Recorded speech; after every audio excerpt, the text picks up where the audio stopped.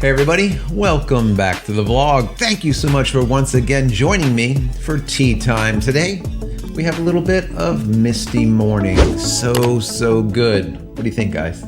Pick your poison. Pick your poison, guys. We're going to be talking about cameras, obviously, today, but we're going to focus on Ricoh and the new Pentax K3 Mark III that was officially, let's say, introduced. So we're going to get into it a little bit. It is an APS-C camera and it is an DSLR, right? It is not a mirrorless camera. Wow, right? Wow. We're going to talk about where DSLRs are going and according to Pentax, where they're going. So before I get into it, I want to say that if you like this content just a little bit, all right, you might enjoy some of my other. I have about 400 videos or more on this channel in the last year and a half. Go check them out, subscribe to the channel, click this little bell notification. That would really be helpful. This way, if and when I go live, you'll be notified of it immediately. And then of course, when I come out with a new video, you will be notified also. And throw it a thumbs up. If you enjoy it, give it a thumbs up. If you thought it was garbage, all right, give it a thumbs down. I'm okay with that. It's all right. No worries, either which way. But if you like it, please throw it a thumbs up. And finally, if you haven't downloaded my ebook yet, go over to jchristina.com/ebook. Once again, jchristina.com/ebook. 10 tips at making tack sharp images. There's something there for amateurs, pro-ams, professionals. There's something there for everyone, and it's free. Free. Just go pick it up. Once again, jchristina.com/ebook. So today we're going to get into that Pentax K3 Mark III. So what I think I'm going to do is I'm going to give you the specs first. I hate doing specs, and I know a lot of you guys hate it too, but we need to talk about them a little bit. This camera has been slated for years now. All right. And it was supposed to come out by the end of 2020. And what they said today was basically that's not going to happen. It will be coming out right around CP Plus. All right. The CP Plus show, I think it's February in 2021. So just keep that in mind. So even though this is the introduction or the announcement or the update, it still will not be live, let's say, available for you to purchase until February of 2021. Let's just get that out of the way immediately. So let's get into these specs and then we'll get into what I think about it and whatnot. So starting out with the sensor size, it is a 26 megapixel APS-C sensor, and that comes to a size of 23.3 by 15.5 millimeters. Now the sensitivity ISO I think is really interesting here, guys. We have 100 to 1.6 million ISO. I don't see any other camera ever do 1.6 million ISO. I don't even know what the heck that is, right? You just don't see that. So what they're doing here with these numbers, I really don't know how they can do that. I don't see it. I really don't see it. Normally an APS-C camera probably has a max, maybe right around 6400 ISO, 12,800 if you're really pushing it and you don't mind doing some mushing after the fact to get rid of some of that dirtiness, some of that noise, right? So 1.6 million ISO, I don't know. I call BS on it. It is what it is. Anyways, image stabilizer, it does have. So it does have your in-body image stabilization, which is 5-axis, just like everything else these days. Your max image size is raw 26 megapixels, and that is 6,192 by 4,128.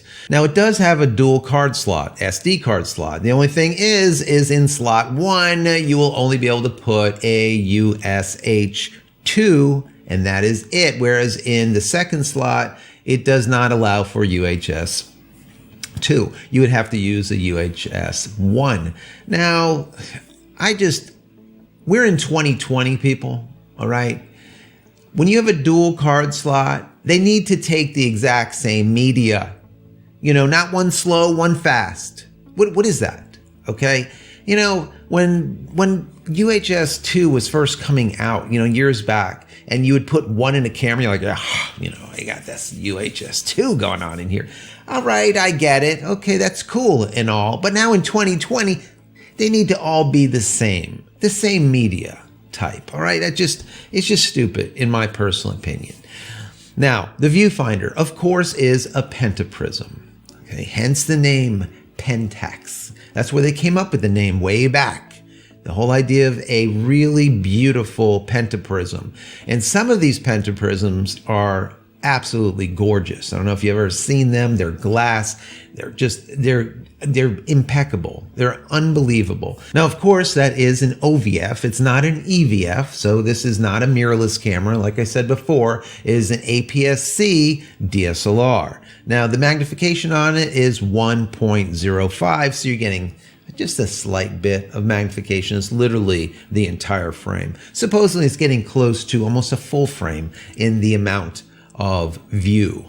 So that's really interesting. I like that. Now, as far as focusing, it does give you both contrast and phase detect, as far as I understand. That is one-upping Panasonic, whereas they're only doing contrast detect and not phase, whereas all the other manufacturers are doing both. So that is good. They are doing both. Now, as far as functions, we do see focus peaking as well as face detection and touch AF. So you can kind of touch around the back of the screen and pull your focus. All current cameras are doing that. This is nothing new, nothing groundbreaking as of yet, right, guys? Nothing groundbreaking. Now, when it comes to AF points, it does only have 101 points of autofocus. And as far as cross type, which are the most beneficial, okay, there's only 25. So this is like 2015, maybe 2014, 2016. I mean, I don't understand this at all, but we'll get into more of that later.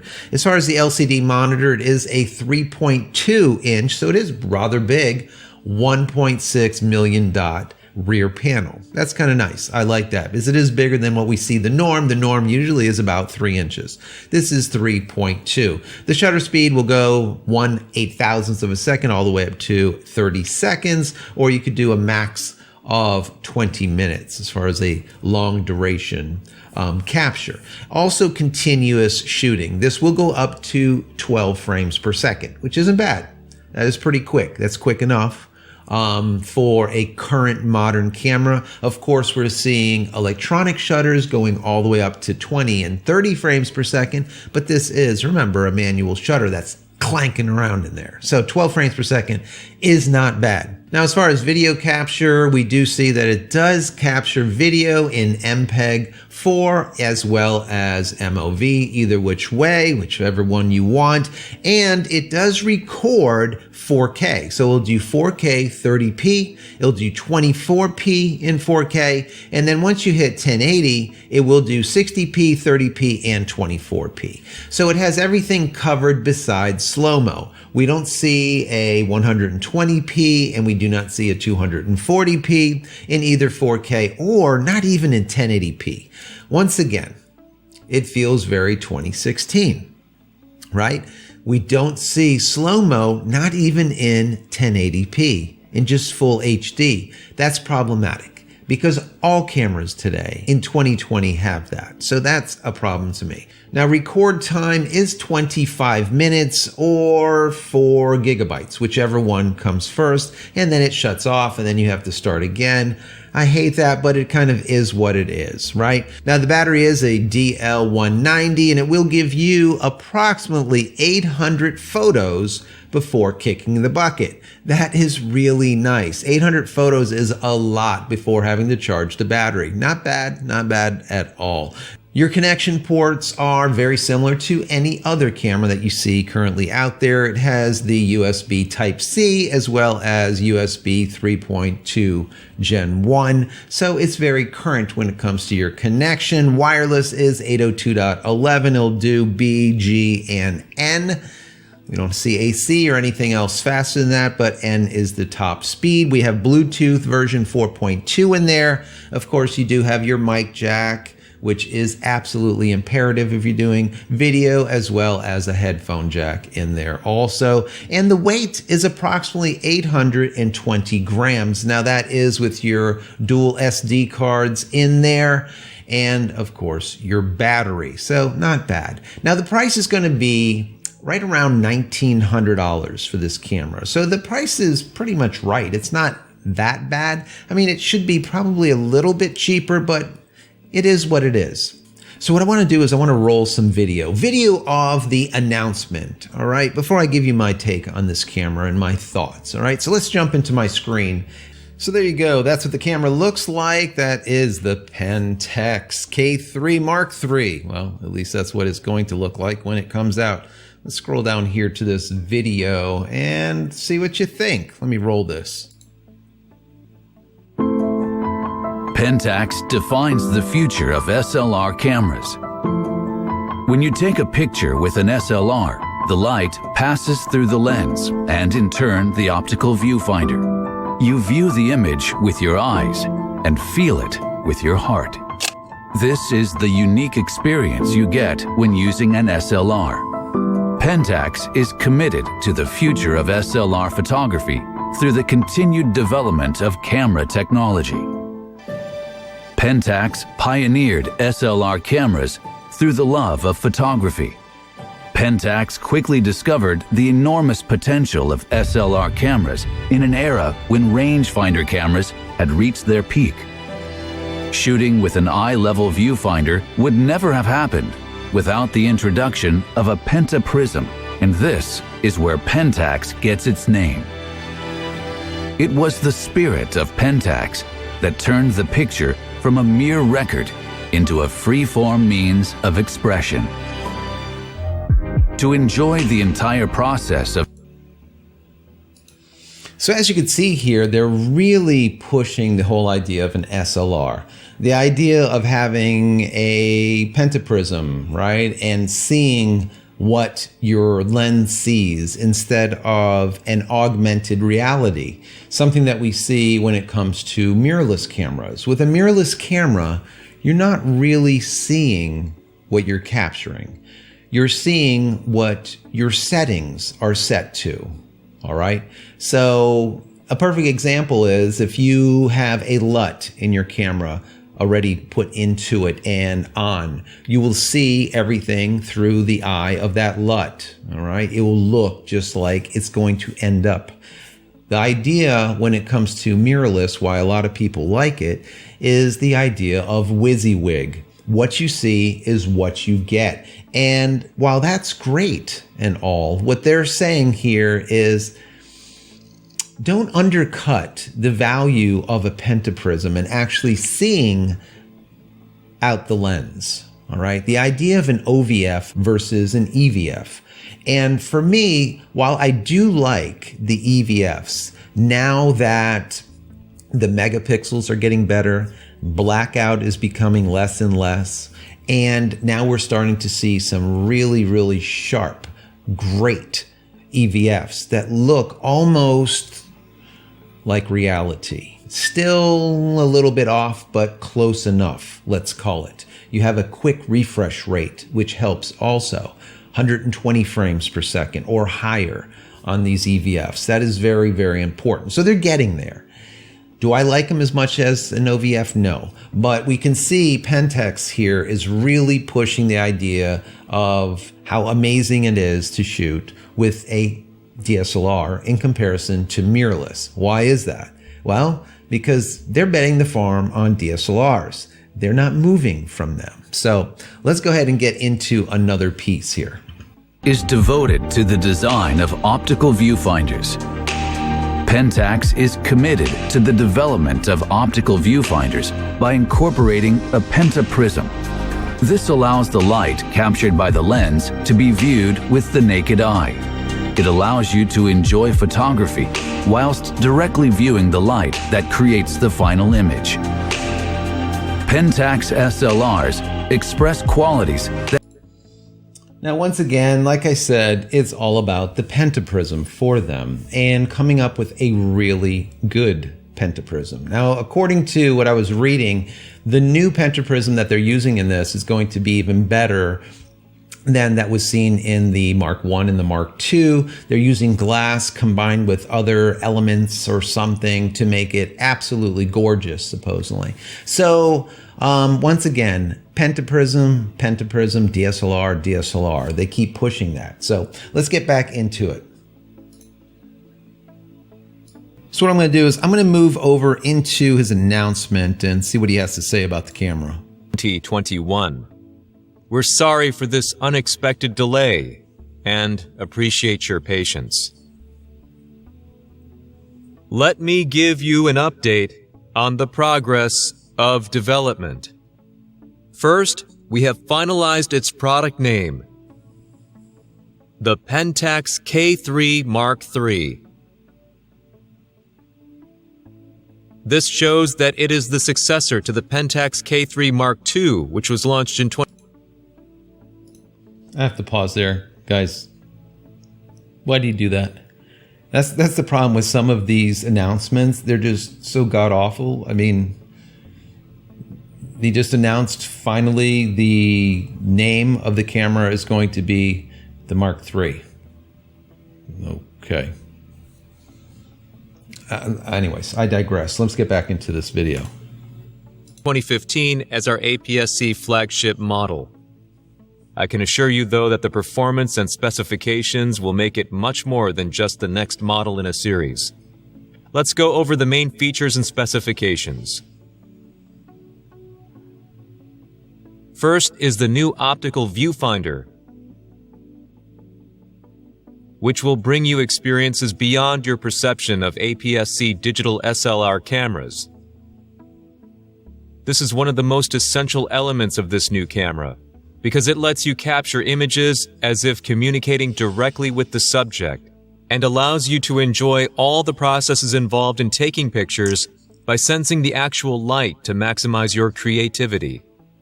With a magnification of one... All right, guys, I can't. Yeah.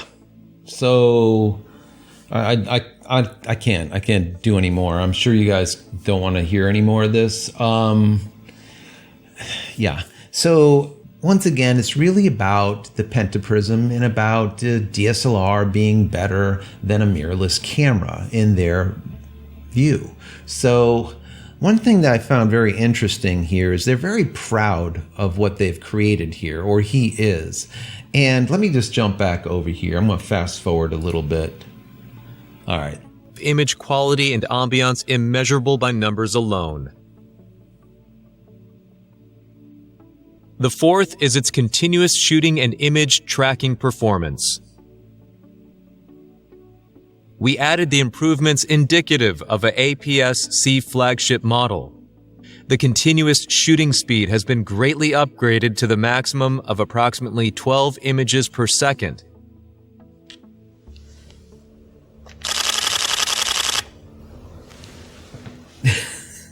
While the autofocus system has also been totally improved. All right, guys. All right, that's enough. Okay, I said it was enough before, but yeah, that's enough. So you can see he's just excited about that 12 frames per second, just motor like, then that glow. He's just loving it. He's loving it. Oh my God. All right. So yeah. We know that the presentation is absolutely god-awful. That's fine. But, you know, I look at this sometimes and I say, you know, why do companies do this? It's not just them. A lot of these big companies do it. They just have like their COO, their CFO, their CEO. They're just someone that's just god-awful in front of the camera. They just can't put two words together, and then they're there with this stuffed shirt. Just, this is my camera, and this does, then we are proud. And it's like, oh my God, just like robotic, right? People buy people. People do not buy products, period. All right. If you're in business and you haven't figured that out yet, all right, just quit. Just get out of business. All right. One more time. People buy people. People do not buy products. Okay? You have to like the person. All right? And this is just, I don't even know. I mean, they could have just hired like someone that's just a speaker to introduce this camera, or maybe just like a hot chick, be like, look, here's the camera. I love using it, or something. The only person that I know of that can really do this well, that can really introduce a product that he is like the founder of or the CEO of the company, that's Steve Jobs. The man's long gone.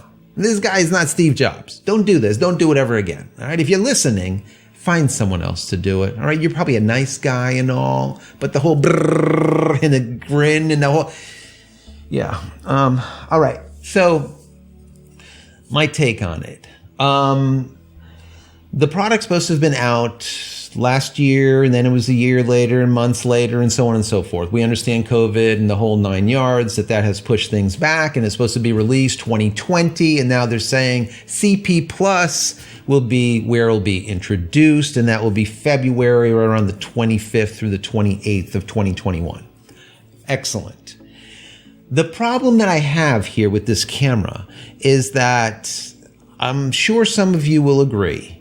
The camera specs really feel like a 2016 camera, 2017 camera, literally like 2 years after the Mark II came out. They made this camera, they let it sit there, like gathering dust bunnies, okay, and spider webs. Now for Halloween, they just shook them off and they said, we're going to just show the product and then we'll put it out there in 2021, February. Another 4 months down the road or so. I don't know. I don't know.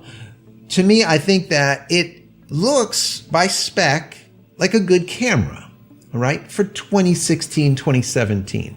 There's nothing here that I would say, wow, this is innovative. This is basically iterative to the Mark II. Is it better? Yes, it's better. Is it worth $1,900? Well, if you already have Pentax lenses, it probably is. You probably won't see another one until 2027 or so. 2026. I don't know. A long time. So is it worth picking up? Yeah, probably. Probably. I personally look at it as that we're basically seeing more of the same, but even though we are seeing more of the same, what I have to commend them for is standing fast with the DSLR community and saying that while all other manufacturers are going mirrorless, we are going to stick to our name, Pentax, Pentaprism, the beginnings of it all, right? So, I mean, I like that. I like that a lot. It feels very Fuji-esque, if that's a word, Fuji-esque. Yeah, Fujifilm, something like that. Fuji-esque. It feels very Fuji-esque. What Fuji said, you know what? Hey, you guys are all going full frame mirrorless. You know what? You guys go into that tub and fill it with blood. You can be in there with those people. We're not going to do it. We're not. We are not going to go into that bloodbath, period. We're not. We are not going to create a full frame mirrorless camera. We're going to circumvent that completely. We're going to do a really good APS-C mirrorless camera, and then we're going to create a awesome value, all right, digital medium format camera. So they skipped full frame altogether. They went APS-C, skipped full frame, went straight to medium format. And that's what I feel like Pentax is doing here. Instead of going into a mirrorless system, they're just sticking with what they know, right? They know pentaprisms. They're going to make a better one than ever that they're going to put into this, and they probably will, and it will be amazing. They're sticking with OVF over EVF. They're sticking with a clacky clack shutter in comparison to the electronic. Now, this camera does have both mechanical and electronic, so that when you're in, let's call it live view or whatever, and you're doing video, you will have that electronic shutter that will be there doing its thing in comparison to the clacker, as I call it. But regardless, I still think that it's a good camera. I think it's a good camera for 2016, maybe not for 2021, but I do like and I do respect them for sticking to their guns, so to speak, and not following the train, the mirrorless train down the track that everyone else is doing. Now, do I think DSLRs are going to die? Yes, they are slowly dying on the vine, and eventually they will be gone. But Pentax might be the only place that you can go, safe harbor, let's say, and use a DSLR in 10 years from now, let's say. Who knows? It's a possibility. And maybe Pentax will do what Fuji did and went from their APS-C, moved straight into a medium format, once again, DSLR, instead of the whole mirrorless thing all the time. So it's a possibility. They could do it. But we will see. Once again, I do like the camera. I think that it has a place, but I think its place is very limited. The price at 200,000 yen, or about $1,900, let's call it US, I think is a little bit steep for what you're getting. But if you are a Pentax shooter, I don't think that it's bad. I think it will give you plenty of years of really good value, let's say. So ROI on it might not be superb, but I think it's good enough. Like I said, if you already have the glass. I think a new shooter that is new into photography will have a hard time looking at this camera when there's all of these, pieces of sugar candy all out there that Sony comes up with, and now Canon and even Nikon is coming up with. So how well this does, I hope it does better than Olympus with their $3,000 Micro Four Thirds disaster that basically put them or their camera company out of business.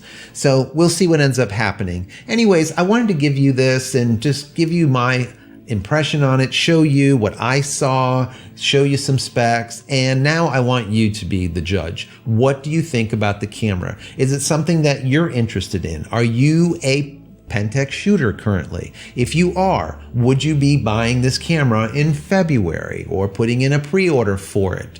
Are you excited about it? Is there anything from this camera you would like to see? Is there something in there that you absolutely love that you think is groundbreaking, whereas I think that it's more iterative? What do you think? I want to hear from you. So, once again, if you haven't downloaded my ebook, go check it out over at jcristina.com/ebook. 10 tips at making tech sharp images. Once again, jcristina.com/ebook. Also, if you have not seen or listened to any of my ghost stories or tales for this season of Samhain or Halloween, whatever you want to call it, go check them out. I'm going to put a little link right over here. People are really enjoying them. I was surprised, but I'm very happy about that. So it's a little freebie, let's say, from me to you guys for the season. Go check them out. Basically, I'm narrating some short tales and ghost stories, and my last one was The Raven by Edgar Allan Poe, one of my favorites when I was a child. So go check that out. Once again, I'll put something here, maybe in the comment area or in the description or whatnot. Anyways, guys, if you enjoyed the video, please, once again, give it a thumbs up. If you haven't subscribed, why the hell not?